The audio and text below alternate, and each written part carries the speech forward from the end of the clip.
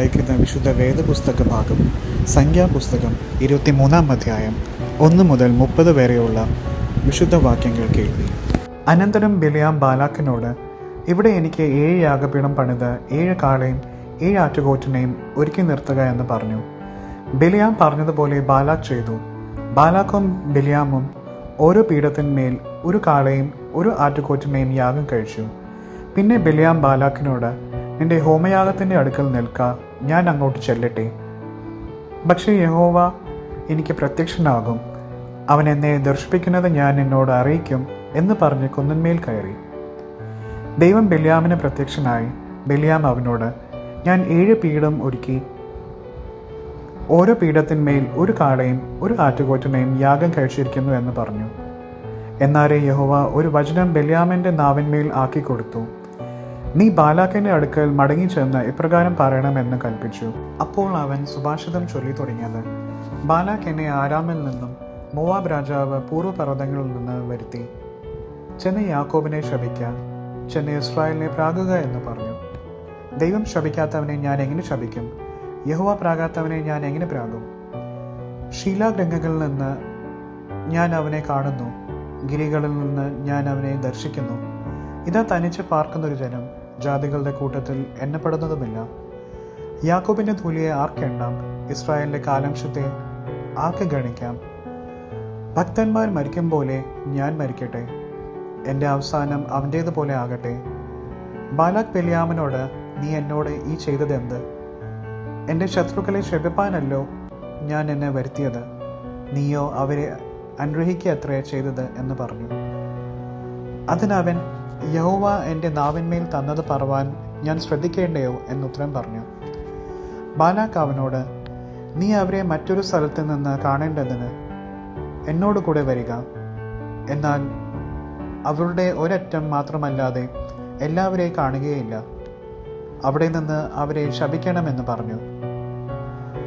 ഇങ്ങനെ അവൻ പിസ്ക കൊടുമുടിയിൽ സോഫീം എന്ന മുഗൾ പരിപ്പിലേക്ക് അവനെ കൊണ്ടുപോയി 7 യാഗപീഠം പണിത് ഓരോ പീഠത്തിന്മേലും 1 കാളയും 1 ആട്ടുകൊറ്റനെയും യാഗം കഴിച്ചു.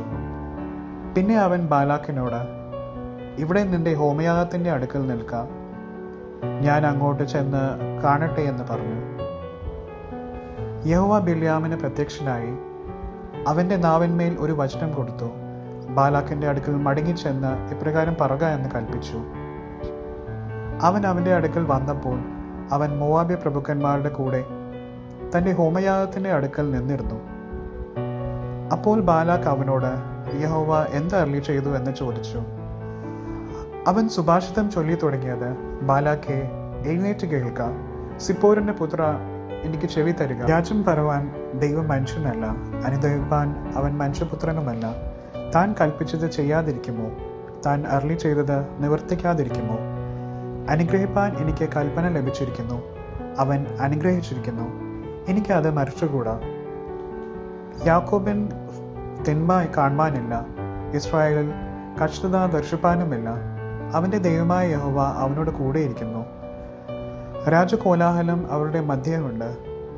ദൈവം അവരെ മിസ്രൈമിൽ നിന്ന് കൊണ്ടുവരുന്നു. കാട്ടുപോത്തിന് തുല്യമായ ബലം അവനുണ്ട്. ആഭിചാരം യാക്കോബിന് പറ്റുകയില്ല, ലക്ഷണവിദ്യ ഇസ്രായേലിന് ഫലിക്കുകയുമില്ല. ഇപ്പോൾ യാക്കോബിനെക്കുറിച്ചും ഇസ്രായേലിനെക്കുറിച്ചും ദൈവം എന്തെല്ലാം പ്രവർത്തിച്ചിരിക്കുന്നു എന്ന് പറയാവൂ.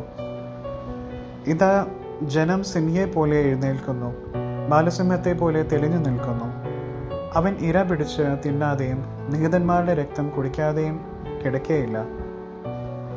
അപ്പോൾ ബാലാക്ക് ബിലെയാമിനോട്, അവരെ ശപിക്കുകയും വേണ്ട, അനുഗ്രഹിക്കുകയും വേണ്ട എന്ന് പറഞ്ഞു. ബിലെയാം ബാലാക്കിനോട്, യഹോവ കൽപ്പിക്കുന്നതൊക്കെയും ഞാൻ ചെയ്യും എന്ന് നിന്നോട് പറഞ്ഞില്ലയോ എന്നുത്തരം പറഞ്ഞു. ബാലാക്ക് ബിലെയാമിനോട്, വരിക, ഞാൻ നിന്നെ മറ്റൊരു സ്ഥലത്ത് കൊണ്ടുപോകും, അവിടെ നിന്ന് നീ എനിക്ക് വേണ്ടി അവരെ ശപിപ്പാൻ ദൈവത്തിന് പക്ഷേ സമ്മതമാകുമെന്ന് പറഞ്ഞു. അങ്ങനെ ബാലാക്ക് ബിലെയാമിനെ മരുഭൂമിക്ക് എതിരെയുള്ള പേയോർ മലയുടെ മുകളിൽ കൊണ്ടുപോയി. ബിലെയാം ബാലാക്കിനോട്, ഇവിടെ എനിക്ക് 7 യാഗപീഠം പണിത് 7 കാളയും 7 ആട്ടുകൊറ്റനെയും ഒരുക്കി നിർത്തുക എന്ന് പറഞ്ഞു. ബിലെയാം പറഞ്ഞതുപോലെ ബാലാക്ക് ചെയ്തു. ഓരോ യാഗപീഠത്തിന്മേലും 1 കാളയും 1 ആട്ടുകൊറ്റനെയും യാഗം കഴിച്ചു. ഇവിടെ നിശ്ചയിക്കപ്പെട്ട വിശുദ്ധ വേദഭാഗം വായിച്ചു തീരുന്നു.